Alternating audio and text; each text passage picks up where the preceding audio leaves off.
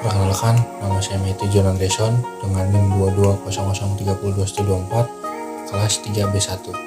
Sini saya akan menjelaskan hasil buku kerja KWO 2 saya. Bergerak dari sebuah ide menjadi sebuah usaha. Identifikasi akses pembiayaan atau modal usaha baru.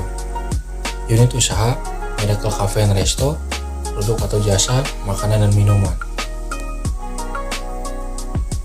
Elemen 1, identifikasi pentingnya pembiayaan atau modal. Kriteria atau kerja, alasan kebutuhan modal usaha baru diidentifikasi. Alasan usaha baru perlu modal dapat mencakupi, yaitu tantangan cash flow, kemudian sumber-sumber modal personal diidentifikasi.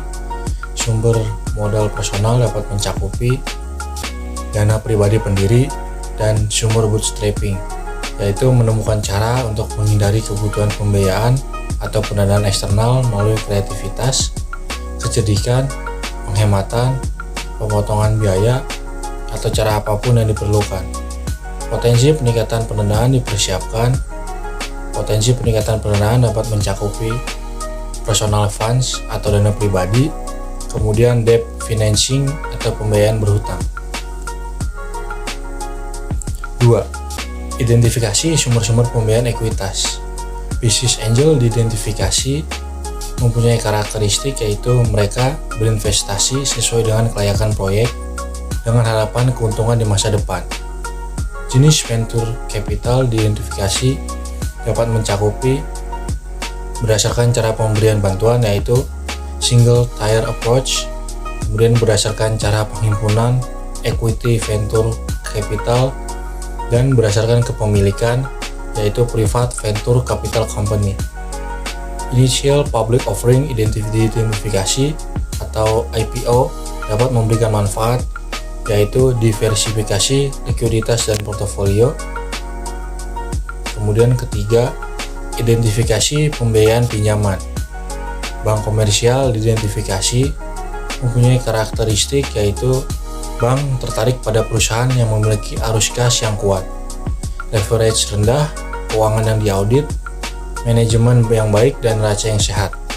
SBA Guaranteed Loan diidentifikasi memiliki karakteristik pinjaman tersebut untuk usaha kecil yang tidak dapat memperoleh kredit di tempat lain. Kemudian sumber-sumber pinjaman lain diidentifikasi dapat mencakupi kartu kredit, sebaiknya digunakan secukupnya.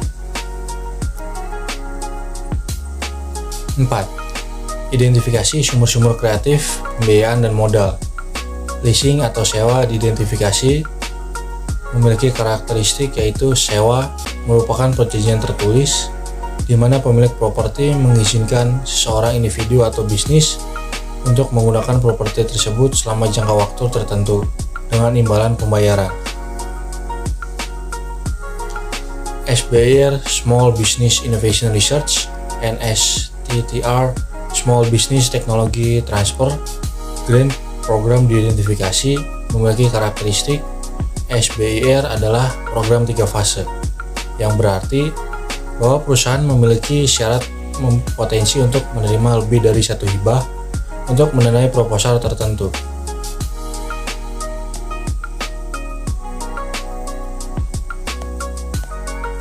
Kemudian KWO 11 diidentifikasi dan evaluasi peluang pemasaran. Langkah-langkahnya: 1. Identifikasi peluang pemasaran. Kriteria kinerja, informasi tentang kebutuhan pasar dan jenis pemasaran dianalisa untuk mengidentifikasi si peluang pemasaran. Informasi tentang kebutuhan pasar dapat mencakupi kebutuhan pelanggan, tren dan perkembangan pasar, pasar baru dan berkembang, profitabilitas, serta angka penjualan. Jenis pemasaran dapat mencakupi pemasaran bisnis ke bisnis, pemasaran langsung, serta pemasaran sektor publik. 1.2. Potensi pasar baru dan kontribusi pada bisnis diteliti untuk masuk, membentuk atau mempengaruhi pasar dalam hal kemungkinan kontribusi terhadap bisnis. Potensi pasar baru dapat mencakupi e-commerce, serta kontribusi pada bisnis dapat mencakupi berpengaruh pada volume penjualan serta dapat meningkatkan profitabilitas. 1.3. Pendekatan kewirausahaan inovatif dan ide kreatif. Identifikasi untuk aplikasi bisnis potensial mereka dan kembangkan menjadi peluang pemasaran potensial. Pendekatan kewirausahaan inovatif dan ide kreatif mencakupi institutional approach, yaitu supplier, produsen, perantara pedagang, perantara agen, perusahaan saingan, pembelian akhir.